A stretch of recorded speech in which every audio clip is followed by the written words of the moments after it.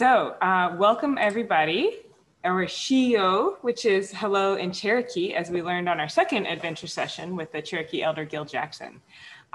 We are so excited to offer this adventure series geared for young people and engaging for all ages. I am Catherine Hernan Powell, the Education and Outreach Coordinator here at Appalachian Trail Conservancy.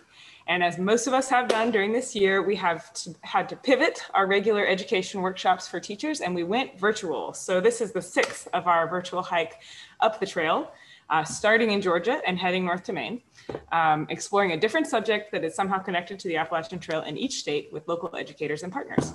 These sessions are a resource for educators, for students, for parents and guardians, and for anyone who's interested in learning more about these topics. I'm going to get to introducing our special speakers in a minute. Let's talk about the Appalachian Trail. Many of you may know that the Appalachian Trail is a unit of our national park system and a hiking trail that goes through 14 states from Georgia to Maine, built by volunteers and taken care of by over 6,000 volunteers still today. Our organization, ATC, is a nonprofit that works with hundreds of partners like National Park Service and National Forest Service and all the volunteers to make sure it's an experience that everyone can enjoy and learn from. We are so excited to have speakers through this adventure series tell us more about different aspects of the trail, from hiking and recreation to plants and animals, and in this case, history, lots and lots of history. Harpers Ferry is a fascinating place. Our presenters today are going to be Isaac Wickenheiser and Jeff Metzger. Isaac Wickenheiser is a park ranger at Harpers Ferry National Historic Park. He has had a passion for history since a field trip to Gettysburg National Military Park in the 5th grade. He attained a bachelor's degree in history from Penn State University and a master's degree in history from Shippensburg University. Isaac loves to hike in his spare time, often hiking Maryland Heights and Loudon Heights and Harpers Ferry, which are on the Appalachian Trail, great ways to view the town. He loves coffee and national parks, so he loves to collect national park coffee mugs from every park he visits. Jeff Metzger is the Appalachian Trail Conservancy's Visitor Services Supervisor. He manages our ATC Visitor Center in Harpers Ferry, West Virginia. Jeff's role in the Visitor Center includes working alongside volunteers and staff to provide visitors with interpretation of the AT and services to hikers that come in off the trail.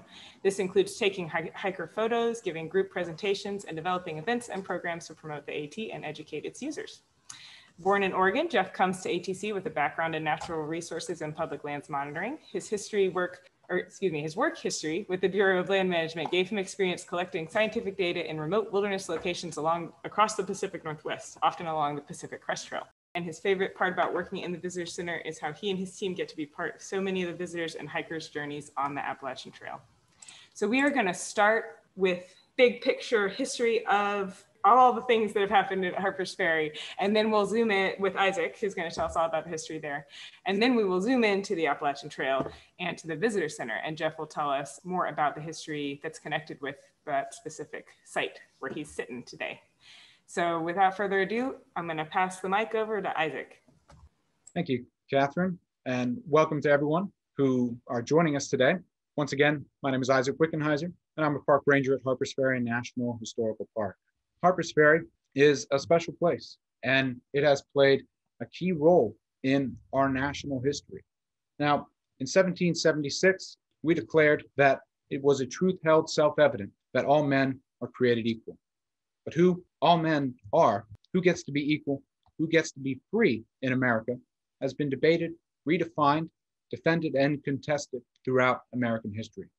Harpers Ferry has played a significant role in this discourse over time. So join me for a walk through time as we discover Harpers Ferry's part in this national discourse. When those words were written in 1776, this does have a very narrow definition, as it would be translated eventually into our Constitution. It's not really all men, largely property-owning men. Women are excluded largely from voting, from being fully equal in American society. But even this narrow definition is still fairly radical when compared to European systems of government. The idea that people, even a small subset of them, will vote for their representatives, for their executive, is a radical idea. As Washington has elected our first president, he believes that we'll have to defend this idea. We may have to go to war with one of these European monarchies. So he looks to found national armories for the defense of our young nation.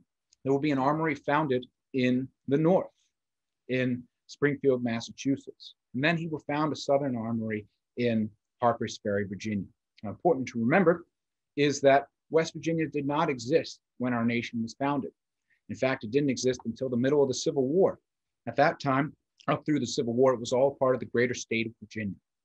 So Washington founds the armory in Harpers Ferry, Virginia. He believes it's the perfect site with hardwood trees throughout the hills and mountains, with iron ore deposits, with two rivers, the Shenandoah and the Potomac, coming together to provide water power for these mills and factories that would produce guns for our young nation. So he selects Harpers Ferry to be the site of the National Armory. That armory is established. Very little otherwise is happening in Harpers Ferry. This area that previously had been called the Hole was not populated by indigenous peoples in the 1700s.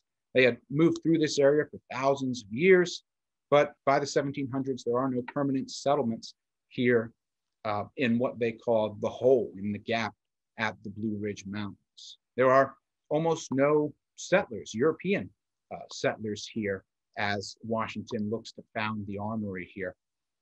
There's very little happening. Robert Harper, the town founder, he would come here in 1747 with his wife Rachel, with an enslaved woman named Beck. Now, you might expect that he would come here and operate the first ferry in this area, and then the town becomes known as Harpers Ferry. Well, in fact, it's Peter Stevens who operated the first ferry, coming here the whole way back in 1733. But Robert Harper gets his name on the map by buying out Mr. Stevens and paying the English lord who owned all this land, Lord Fairfax, for proper title to the land. And he would operate a ferry as seen here, depicted by an artist, across the Potomac River, then also across the Shenandoah River to facilitate travel so that people could move toward the Shenandoah Valley or toward the Ohio River Valley. But very few people are coming to Harpers Ferry to come here. This is just a stop on their journey. For instance, Thomas Jefferson comes here in 1783. He's touring the state of Virginia, making notes that he would publish in Notes on the State of Virginia. This is a picture of Jefferson Rock right along the Appalachian Trail. Thomas Jefferson was here in the fall. He saw something akin to this on the mountainsides, and he said it was one of the most stupendous scenes in nature, that it was worth a voyage across the Atlantic to see even. So let us know if you thought similar to Jefferson, or if you thought more like President John Quincy Adams, who came here in the 1820s, who said that those who come here after having read Jefferson's words are usually disappointed. In Jefferson's time, very little was happening in Harpers Ferry. It's a place to go to get somewhere else. But the armory that George Washington establishes here changes all of that.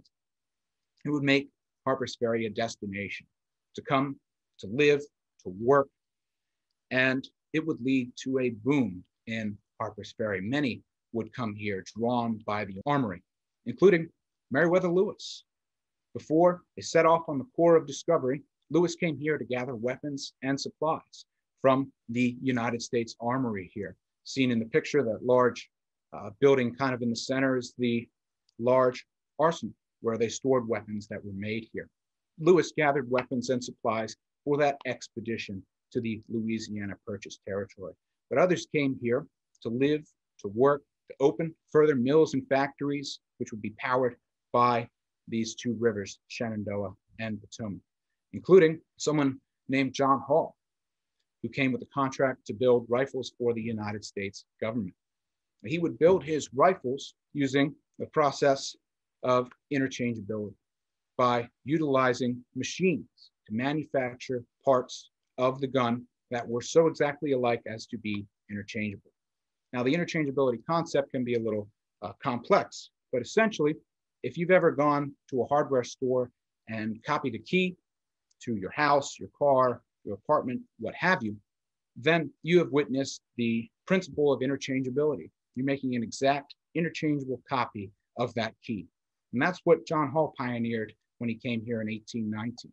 It became known as the American System of Manufactures, and it helped lay the foundation of our American Revolution.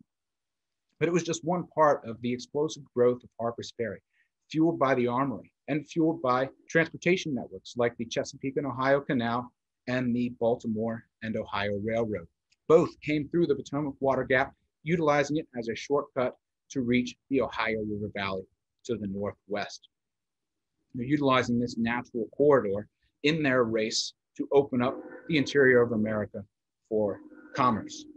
So by the 1850s, Harpers Ferry is a booming center of industry, commerce, and transportation.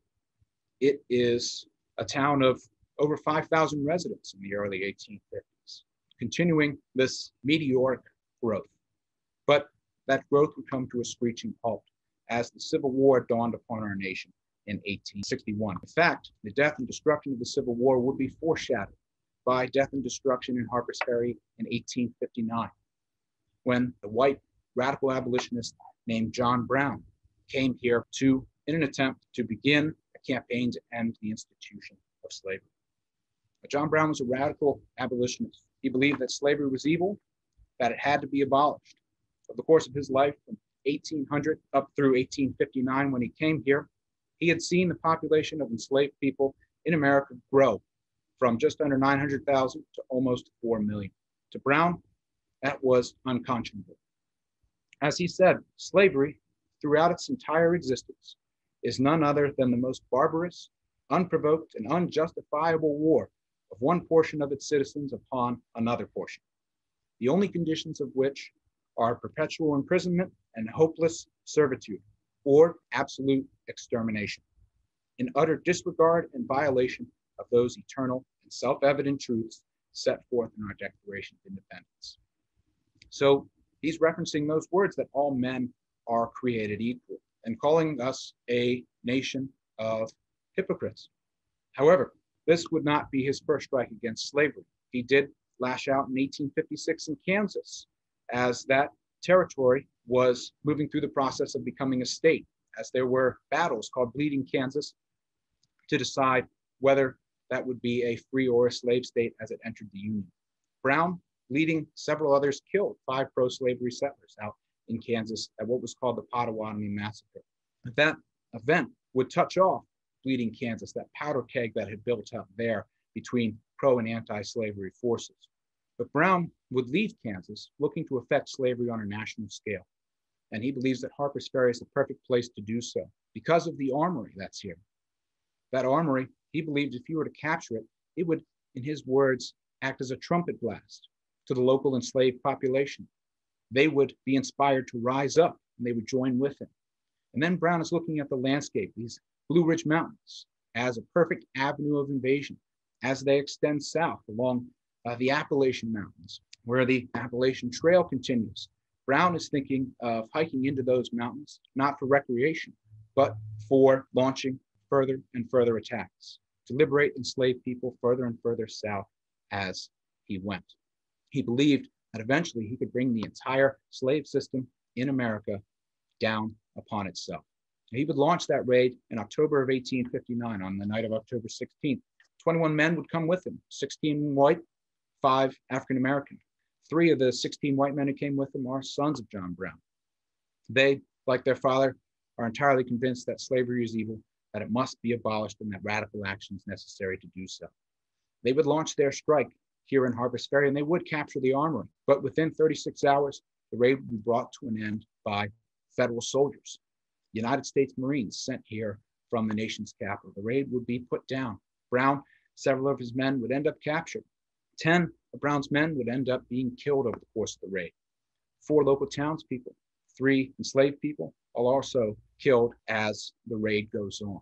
Here we have a picture of Brown attempting to continue resisting, which today sits in the lower town right along the Appalachian Trail, just before it goes out to the point and the footbridge over the Potomac River. You can stop by it whenever you like.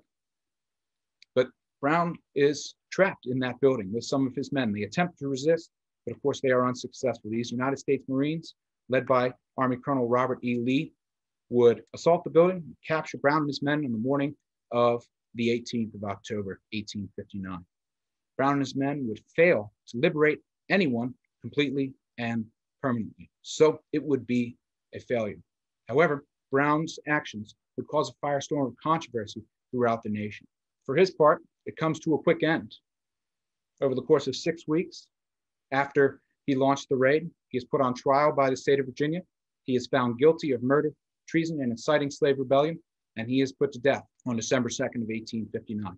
The last thing he will write would be a prediction of the oncoming Civil War. He would state that I, John Brown, am now quite certain that the crimes of this guilty land will never be purged away, but with blood. Much blood would be shed over the course of the Civil War, around the country and in Harpers Ferry. Harpers Ferry changes hands 8 times over the course of the Civil War. Right at the war's beginning, the United States Armory and Arsenal is partially burned, destroyed. The machinery is removed. Harpers Ferry experiences an incredible shock. The town's largest industry, largest employer, the heart of its economy disappears overnight. If you've ever had a factory or a mill close down in your hometown and you wondered what happens next, where do you go, what happens to your town, the place you lived, you know a little bit of what the citizens of Harpers Ferry thought after the armory closed. Town's largest employer, the heartbeat of Harpers Ferry. Things only get worse as the war goes on, though. In fact, by 1863, a Union soldier who came through said, the whole place is not actually worth $10. It's a far cry from the bustling center of industry, commerce, and transportation it had been before the war. Almost the entire town population had left, fled south or north as their loyalties lie.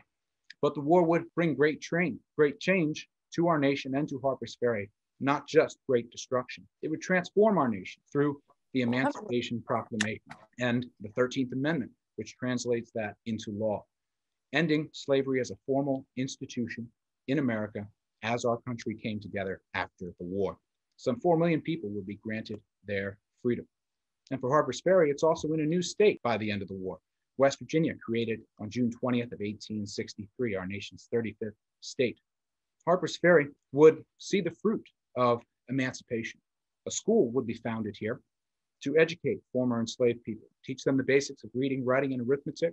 It would go on to expand into higher learning, to serve the African-American community of the Harpers Ferry area for many, many years. And it would become an oasis for the local African-American community as our nation took a step back from the radical transformation of the Civil War, from the 13th Amendment and the 14th and 15th Amendments, which supposedly guaranteed African-Americans the right to vote and other economic and political rights. As we retreated from that revolutionary transformative potential won in the Civil War, and as many communities across the country implemented the institution of segregation, an institution like Storr College, a school where African Americans were welcome, became increasingly vital. It also became the host of early civil rights groups, such as the National League of Colored Women, which came here in 1896 to make a pilgrimage out to the John Brown Fort. At that time, through a complicated series of maneuvers, the John Brown Fort stood on what we call today the Murphy Farm, about 2 miles from its original location in the lower town. But the National League of Colored Women came out here to pay tribute to Brown, who they saw as a hero for the cause of equality. Likewise, the Niagara movement, African-American intellectuals led by W.E.B. Du Bois, came here in 1906 for their second annual meeting. They held a John Brown Day on August 17th, the third day of their meeting. They were inspired by Brown's actions. The Reverend Reverdy Ransom said, "The spirit of John Brown beckons us to arise and seek the recovery of our rights." They were moving forward in what they saw as the spirit of John Brown, challenging segregation and Jim Crow. They were demanding full and immediate civil rights for African Americans. Their efforts would not bear immediate fruit. In fact, the Niagara movement dissolved within a few years of coming to Harpers Ferry.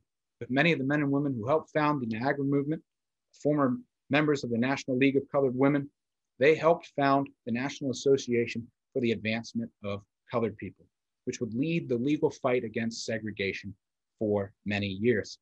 They would focus on winning battles in the courts as time went on. But it would take a great amount of time to begin winning those battles. Now, there is, of course, a landmark decision in 1920. The 19th Amendment is passed by Congress, which officially grants women the right to vote in America. But because so many communities and states were depriving African Americans of their rights, this largely excludes colored women from that promise of equality in America. The NAACP would continue fighting, challenging segregation in the courts, and they'd start to win through in the late 1930s and 1940s in a few isolated cases. but their landmark case would be the Brown v. Board of Education case in 1954. That would declare that segregation was inherently unequal. It would herald the dawn of a new era in American history, and a great step forward in line with those words written by Thomas Jefferson and others back in 1776, that all men are created equal. It would also herald the end of Storr College. Storr College, through the Depression and World War II, had been suffering from declining enrollment and loss of state tax appropriations. As other more stable, larger institutions began accepting African-American students, their enrollment plummeted further. So Storr College was forced to close in 1955, but not on a dream unrealized or a mission unfulfilled, but at the dawn of a new era in American history. Not long after it closed, it became a part of the emerging national park site in Harpers Ferry, Harpers Ferry National Monument. That was signed into law in 1944 by President Franklin D. Roosevelt, making this a national monument. Later, legislation was passed and signed by President Kennedy in 1963, making this a national historical park. Rangers today, as before, tell stories of those who came before us and help bring America more into line with those words originally written by Thomas Jefferson, that all men are created equal. We always have further to go, but we keep getting a little bit closer. Visitors come from all over the world to experience Harpers Ferry's special history and to enjoy the beautiful scenery and wonderful hiking trails that crisscross the park's roughly 4,000 acres across the three states of Maryland, Virginia, and West Virginia. Tying those three states together is not just our park, but the Appalachian National Scenic Trail, which comes north through Virginia, crosses into Harpers Ferry, and then crosses over the Potomac River into Maryland on the footbridge that you see there. That footbridge is a favorite spot of many hikers. If you've crossed that footbridge from Harpers Ferry to Maryland, you've hiked the Appalachian Trail from West Virginia to Maryland. It's quite an achievement. And if you've stood on the other side, then you've even stood in 4 national parks at the same time: Harpers Ferry, the Appalachian Trail, the C&O Canal Towpath, and the Potomac Heritage National Scenic Trail. Quite an amazing achievement as well. To tell you more about the Appalachian National Scenic Trail, here is Jeff Metzger. Thank you so much, Isaac. My name is Jeff Metzger, and I'm the Visitor Services Supervisor for the ATC in Harpers Ferry. And, hearing all that history, it's really amazing sitting here in Harpers Ferry at the ATC building, knowing all that went on here. My role here is to manage a visitor center where I get the opportunity to work with volunteers, where I get the opportunity to see trail users of all types, which is really spectacular. We're lucky to have the trail come right through. We're lucky to have ATC in Harpers Ferry to greet these hikers as they come through. So what I'm going to do is take a glimpse at the history of ATC in Harpers Ferry. ATC has been here since 1976, certainly after a lot of Harpers Ferry history, but has become a landmark for trail users of all types for many years, even though the focus is just on the Appalachian Trail. Here's an iconic image of our building here in Harpers Ferry, the front porch of the ATC Visitor Center, where we've seen countless numbers of hikers and users of all types. This image, again, is one that maybe some of you have seen. If you have been here before, certainly feel free to let us know in the chat, or any cool memories you might have as I'm going through this here. My next image is of what the Visitor Center looks like today. This is currently 2020, some renovations to the side trail really to keep the building fit and to improve the access to all types of our visitors. We're continuing to renovate the building. As you can imagine, something that was built way back in 1890 deserves some attention, and we're really excited to see where we can take this spot as we continue to see so many visitors.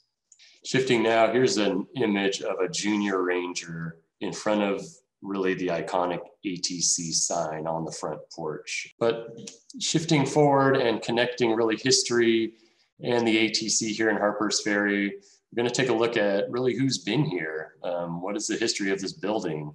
Our building here was built in 1892, and to give a little more background there, it was built by a men's temperance group back in 1892 by the Potomac Council number 16. And this was an effort to make a space as an alternative to Harpers Ferry's 13 saloons at the time. So In 1892, the culture was a bit different than what we see today. And again, the building here that ATC is in was built by a temperance group, the Potomac Council number 16. Some pretty cool history there. Pushing forward, ATC did purchase the building and has operated here since 1976. But over those years, there's been many changes to ownership, and we're going to take a peek at what the building has been here. So here's a real old image. This image was likely taken in the 1920s. And without being a true expert in Harpers Ferry history, I'm going to offer some legacy pictures and some information here. We certainly can dig up some specific details if we have questions about really what was going on in Harpers Ferry at these times. But the building that we're in now really is, or was, Harpers Ferry Garage and Phillip back in the 1920s. And you know, some of these neat old signs help us kind of flash back to what things were like way back when. The history goes on in Harpers Ferry and how ATC eventually came to own this building. As we shift forward another 10 years or so, the ownership shifted to Thayer's Garage, and Thayer's Garage operated in this building from around 1933 into the 40s to around 1948, where kind of a neat piece of history is that the Interwoven Sock Company actually operated in this very building that I'm in here just for a couple of years back in the 40s. So again, we get to look at some of these images over the years of what this building has been, just the variety of culture that we've seen in Harpers Ferry. Pushing a little bit forward as we approach right up to 1976 when ATC bought the building, different ownerships for this building include a gifts, antique, and souvenir shop. And all the way up to 76 when ATC bought it, this building was used by the Harpers Ferry Cooking Club, which again, just some really neat, cool history. If anyone has any really detailed questions, love to dig up more history about the building here in Harpers Ferry. To this day, ATC has been operating in this building here on Washington Street in Harpers Ferry. We're about 1 mile from the historic confluence of the Potomac River and the Shenandoah River, which Isaac went over, and really about 1 mile from where John Brown's Fort interpretive building sits today. In the 90s, there were some renovations to the upper floors, which are still used today by staff. I'm currently down in the lower floor in the visitor center. So let's take a look at some of the images that we've gotten to take over the years since ATC has taken over the building here in Harpers Ferry. So again, since coming to Harpers Ferry in the 70s, ATC has really created an opportunity for hikers to visit directly from the trail. And when these hikers started coming to our building to interact with some of the stewards of the trail, taking a picture in front of the front porch really became a tradition. And the tradition lives on today, strong as ever, and it's really a lot of fun. These images on the bottom of this slide here are from 1979, 1989, and 1999. So again, pictures they're getting close to 50 years old from right in front of this building, from right where I'm sitting today. So pushing forward, we're looking at some of the numbers of hiker photos that we've taken at the ATC building here over the last 5 years. And as you can imagine, these are pretty big numbers. We're getting close to 2,500 hiker pictures in front of our building over the last 5 years. To put some context to it, back in the 70s, we averaged maybe around 200 hiker pictures a year, steadily increasing maybe 500 per year in the 80s. To again, what we're at now with 2,500 pictures we're taking every year. This is really a big job, but what a fun experience for me, for my staff, and for my volunteers here in Harpers Ferry. It's interesting to see that, you know, we've maybe leveled off, but you know, who knows what different trends, what different social trends are gonna really change the hiking experience. So what I like to show off next is really some of the more modern pictures of hikers' photos in front of ATC. We get people from all over the world every year. We typically see a hiker from every single state of the US every year stop by, and they come in all shapes and sizes, which for me personally, really makes working here amazing because of these connections that people have with the trail. Not always is it a user of the trail. Sometimes it's someone that has family history here. Other great pictures here. The packs have changed over the years. You can see this hiker really has her stuff organized. It's really a small pack compared to maybe what we've seen in years past, but everyone has different needs out there. So those are some of the topics we get to talk about to our users.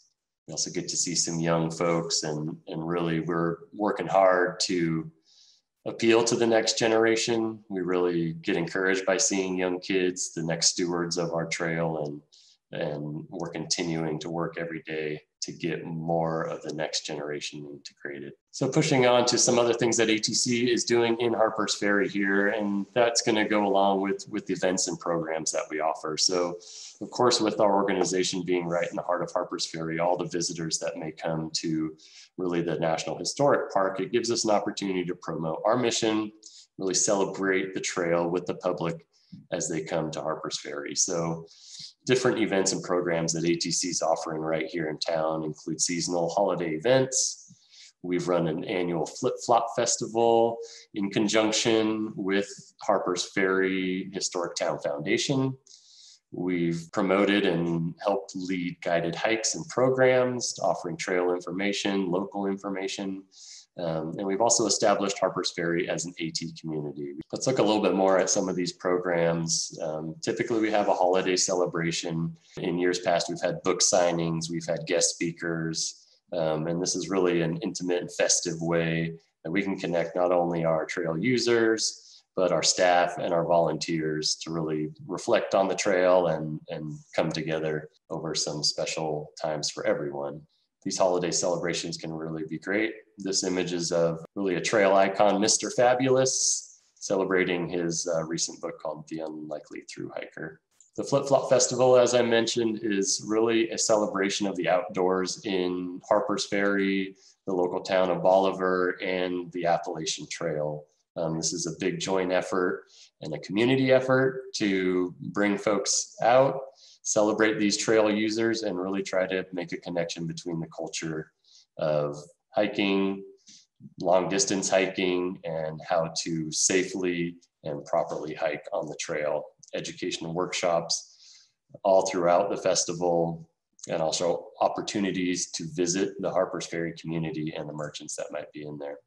We continue to educate how to safely hike the trail, especially around bears and things like that.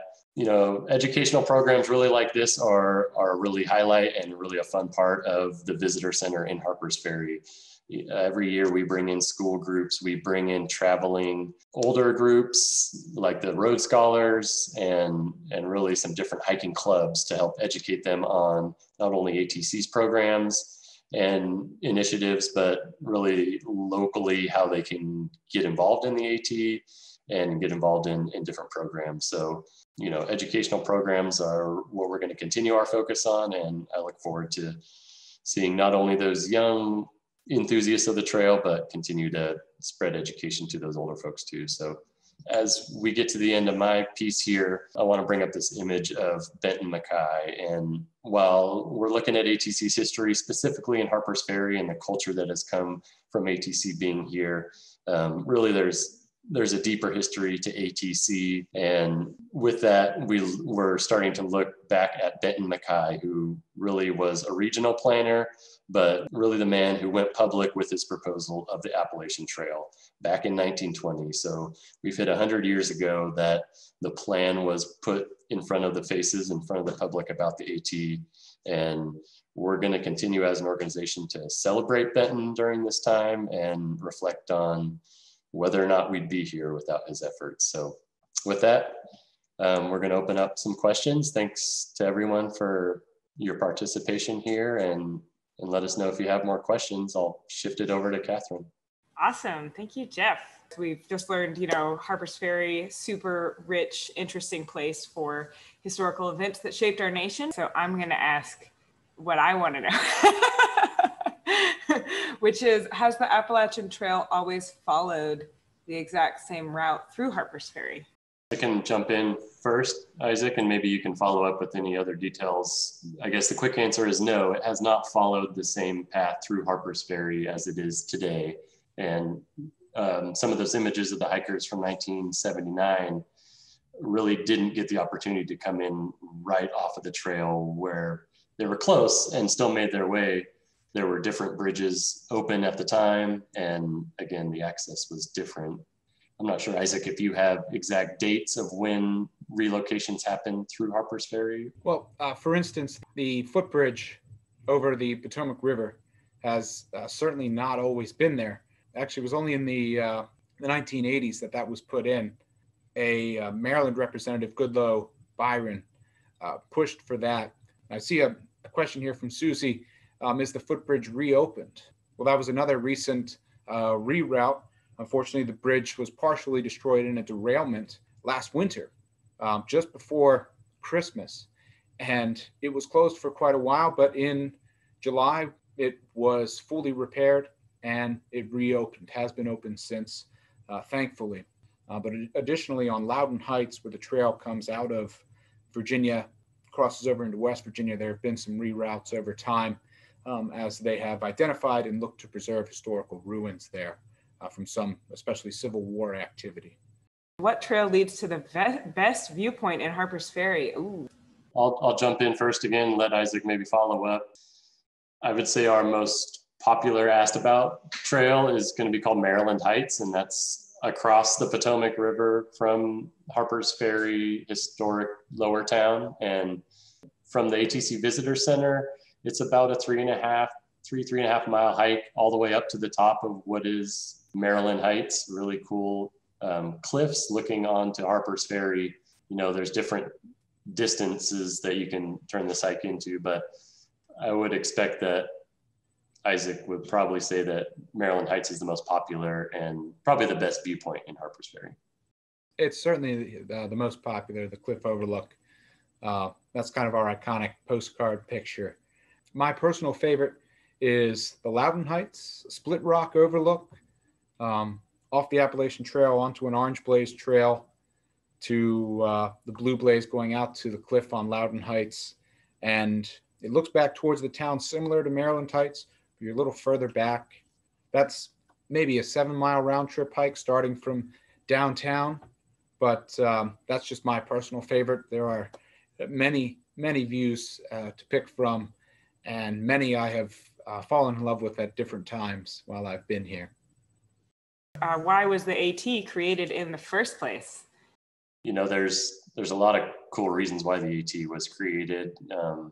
Essentially, the effort was to create a footpath across the entire East Coast. And while there were different hiking clubs throughout the East, the idea of connecting the trail really wasn't there until, again, Benton MacKay kind of had this vision. So, you know, it's a really tough question because there's different opinions as to why the AT was created. It was created by many people's eyes to offer an opportunity to get to the outdoors for anyone on the East Coast. So, you know, that's basically the cut and dry. The reason for connecting it comes from a lot of these regional planners' ideas of a protected, connected landscape, maybe away from the hustle and bustle of the city. Again, giving a lot of these outdoor climbing and hiking enthusiasts a place to savor. Laura asked, what's your favorite AT book? And she said her favorite is Grandma Gatewood's Walk, which is also one of my favorites. I just got to hike in Hocking Hills like 2 weeks ago on the Grandma Gatewood Trail. Gosh, there's so many great books out there. As much as I want to say A Walk in the Woods, you know, it's the funniest book maybe out there.